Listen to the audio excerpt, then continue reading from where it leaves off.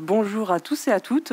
Je suis ravie de partager avec vous aujourd'hui mes réflexions de développeuse, notamment autour de la notion de minimal, et ce, au travers de Waku.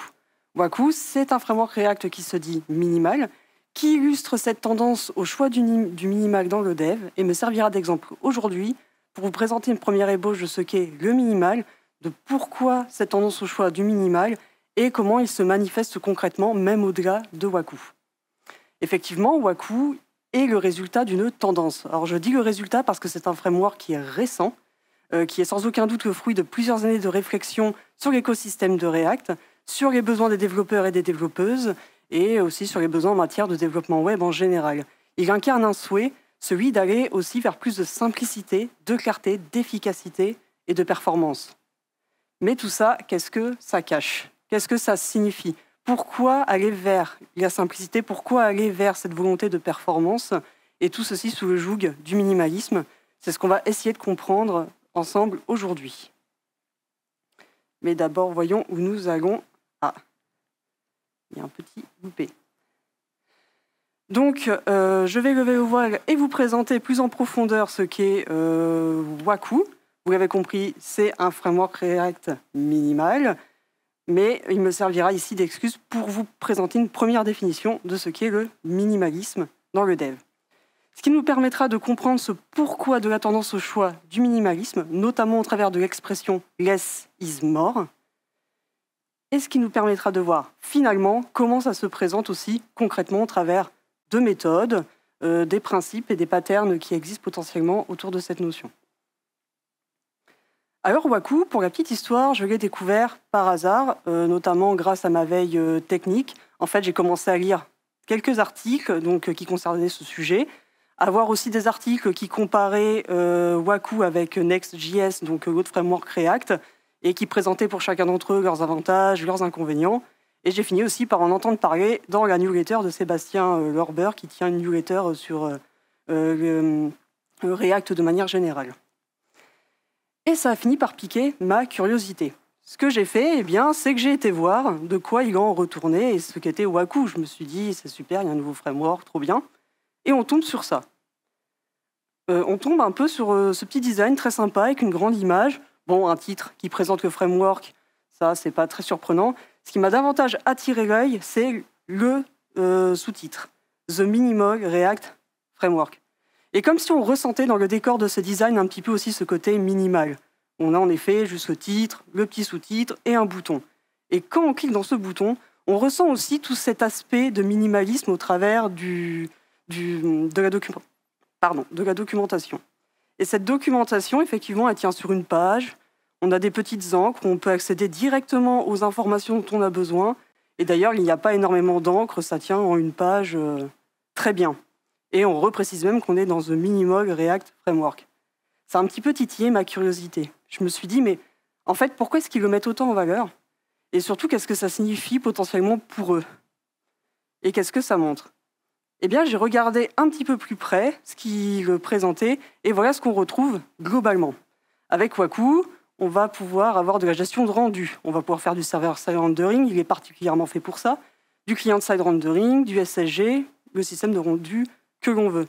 On va avoir aussi toute une gestion du routing avec ce qu'on retrouve dans beaucoup de frameworks, la manipulation d'un dossier de pages, dans lequel on va pouvoir ajouter des dossiers et des fichiers qui vont construire en fait la structure de notre routage. On va avoir tout un système de navigation avec Waku qui nous présente directement des hooks et des composants natifs à Waku pour pouvoir très facilement réutiliser tout ça et naviguer entre nos pages. Et Waku aussi nous propose directement l'installation de Tailwind CSS. Donc c'est un framework CSS qui n'est pas très connu pour son minimalisme, mais en tout cas qui est assez populaire. Mais il est tout de suite intégré dans le framework. Et enfin, on va avoir aussi de la facilité de déploiement, notamment avec Netlify et Vercel. Et en fait, quand on regarde un petit peu plus près, n'est-ce pas au final tout ce qu'il nous faut pour une application de manière strictement nécessaire? Quand on y réfléchit, quand on va lancer un projet, même sans parler de features d'authentification, etc., on va retrouver par exemple de la facilité d'authentification avec Next. Mais on ne va pas retrouver ça avec Waku. Il nous donne que ce qu'on a besoin. En général, on a besoin de quoi? D'un système de rendu pour afficher nos datas et pouvoir les gérer. On va avoir besoin de manière générale aussi d'un système de navigation, on va avoir potentiellement plusieurs pages, on va avoir besoin de naviguer entre ces pages, on va avoir besoin de déployer notre projet aussi pour pouvoir le mettre en ligne. On va avoir besoin aussi de styliser potentiellement notre site. Alors, sans aller forcément jusqu'à installer Tailwind CSS, on peut faire ça, bien évidemment, mais en tout cas, si on y regarde de plus près, effectivement, Waku nous donne le strict nécessaire de ce que nous avons besoin. Rien de plus, rien de moins. Et j'ai moi-même effectué une installation de mon côté, elle est très rapide, et effectivement, quand on regarde les dossiers que nous avons, on a vraiment le strict minimum, hein. Un dossier public, un dossier source, un dossier pages, et voilà. Et à nous d'ajouter ce qu'on veut dedans. Ce qui nous permet de comprendre effectivement que le minimal, c'est ça. C'est je vais prendre le nécessaire et éviter le superflu. Bon, vous allez me dire très bien, d'accord, mais pourquoi faire ça? Pourquoi est-ce que c'est intéressant pour Waku de le mettre en valeur? Et déjà, pourquoi c'est intéressant pour eux, pour la team de Waku, d'avoir mis en place un framework comme ça? Eh bien parce que less is more. Moins, c'est mieux. En fait, lorsque l'on se concentre sur l'essentiel, on va éviter d'ajouter de la complexité inutile, on va éviter d'ajouter de la superficialité, et ça va nous permettre d'avoir des solutions à long terme qui vont être maintenables et plus robustes. Donc le minimal, ça nous permet plusieurs avantages. Déjà, au travers du minimal, on va chercher la simplicité et la clarté. La simplicité et la clarté, alors ce n'est pas toujours simple de faire simple, il y a des moments où on ne peut pas faire simple. Ça oblige à une certaine capacité d'abstraction, de proposer quelque chose de simple aussi. Mais en tout cas, ça oblige à se dire on va à l'essentiel, on nomme clairement ses fonctions, on met en valeur clairement ce qu'elles font pour pouvoir rendre tout ça beaucoup plus lisible. Ce qui va permettre potentiellement aussi à amener vers plus de performance, parce que si on va à l'essentiel, on évite d'avoir aussi trop de ressources, trop de scripts lourds, trop de verbages qui peuvent rendre votre code assez difficile. Le minimal, c'est aussi faire le choix de réfléchir aux dépendances sur lesquelles va reposer notre projet. Notre projet, alors parmi les dépendances, par exemple, React, c'est une dépendance.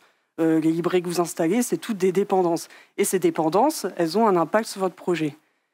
Il faut réfléchir, au travers du minimal, en tout cas, il y a cette question de réfléchir à, bon, je veux installer ça, est-ce que ça répond vraiment à nos problématiques et est-ce qu'on en a besoin de manière indubitable ou est-ce qu'on peut s'en sortir sans? Pourquoi? Parce que moins on a de dépendances, moins on a de codes qui ne nous appartiennent pas, plus on a de contrôle et de pouvoir sur ce qu'on fait, et donc moins on a de failles, de bugs ou de risques de vulnérabilité. Et c'est ça qui est intéressant aussi au travers du minimal. Et donc là, on voit qu'effectivement, on fait moins, mais du coup, on va vers un mieux, parce qu'on a plus de contrôle sur ce qu'on fait, ce qui va permettre d'avoir derrière plus de réactivité, plus de flexibilité sur le code. Pourquoi? Parce que si le code est assez clair et assez simple, il est potentiellement plus lisible. S'il a été réfléchi, il est potentiellement plus maintenable.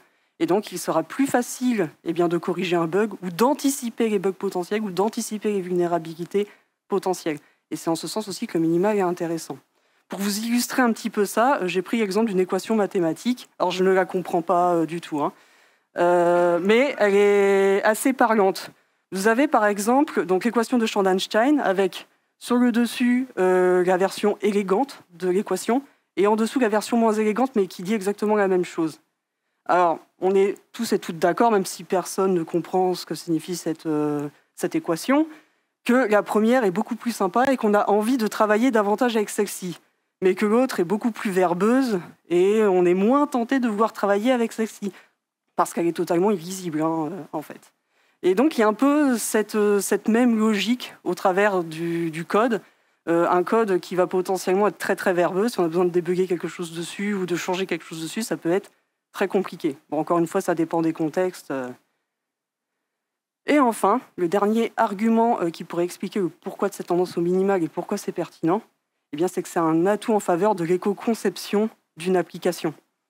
On n'est pas sans savoir que le web représente 4% des gaz à effet de serre, que l'on consomme en moyenne 4,61 grammes de CO2 par page web consultée, et que donc il y a un impact environnemental de notre code. Faire le choix du minimal, c'est faire donc le choix d'avoir un code qui est un peu plus minifié, qui va un peu plus aller à l'essentiel, et qui va aussi nous obliger à réfléchir à des pratiques où on va, par exemple, faire de la mise en cache plutôt que de faire plusieurs requêtes au serveur et fatiguer le serveur plus vite et avoir un impact environnemental derrière. Mais ce n'est pas tout. Il n'a pas fallu attendre Waku ou les frameworks qui proposent donc, du coup, des versions minimalistes pour mettre en place le minimal dans le dev. Le minimal dans le dev, il existe depuis les débuts, derrière toutes les volontés de simplification, même ne serait-ce que de nos langages, l'évolution de Java vers PHP, vers JavaScript, vers TypeScript, vers React, Vue, Svelte, Angular, tout ce qu'on connaît maintenant, eh bien c'est aussi dans cette logique-là, de cette volonté de minimalisme et de simplification. Et surtout, on le voit au travers de méthodes qui sont connues par beaucoup d'entre nous et qui nous obligent effectivement à un code un peu plus tourné vers ces réflexions autour du minimalisme. La première, par exemple, Keeping Simple Stupid, qui nous invite à faire le plus simple possible. Encore une fois, c'est pas toujours simple de faire simple, mais en tout cas, quand on le peut, c'est toujours mieux pour pouvoir avoir ce code plus lisible et qui va davantage à l'essentiel. On a tous et toutes entendu parler de la méthode dry, dont repeat yourself, qui nous oblige à ne pas répéter du code. Par exemple, si vous allez avoir une fonction ou un composant qui va avoir la même structure absolument partout, qui va être identique absolument partout, vous allez avoir un bouton qui est exactement pareil sur plusieurs fichiers, eh bien vous allez faire un fichier unique qui renferme ce bouton, ce composant, cette fonction, et le réutiliser dès que vous en avez besoin. Ça peut éviter, par exemple, de le modifier sur 25 fichiers différents, d'avoir juste un seul fichier sur lequel le faire si on a besoin d'effectuer une modification. On va voir par exemple aussi la méthode YAML, You Aren't Gonna Need It, qui nous invite à nous concentrer sur le strict nécessaire. Là, on va réfléchir à ce qu'on souhaite installer, à si telle solution, mettre en place une librairie ou faire les choses soi-même, qu'est-ce qui est le plus pertinent en fonction de notre besoin. Tout un tas de méthodes donc, qui existent depuis très très très longtemps et bien avant Waku. Il n'y a pas eu besoin d'attendre de framework pour ça.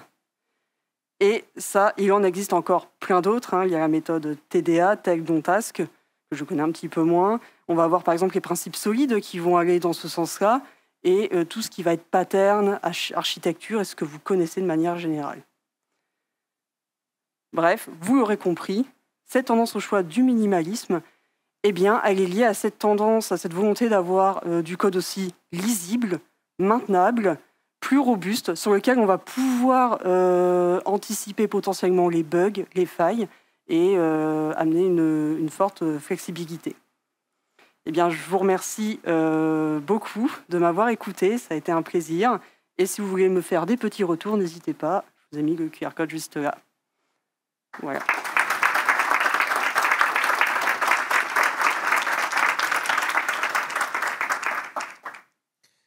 On a 4 petites minutes pour des questions éventuelles, s'il y en a, au moins une. Oui, je crois qu'il y en a dans le fond. Merci pour la présentation. Sur le site internet de Waku, ils expliquent que le framework est vraiment conseillé pour des petites applications et pas pour des grosses. Est-ce que tu connais les limites du coup du framework qui tend à vouloir l'utiliser que pour des petites applications ?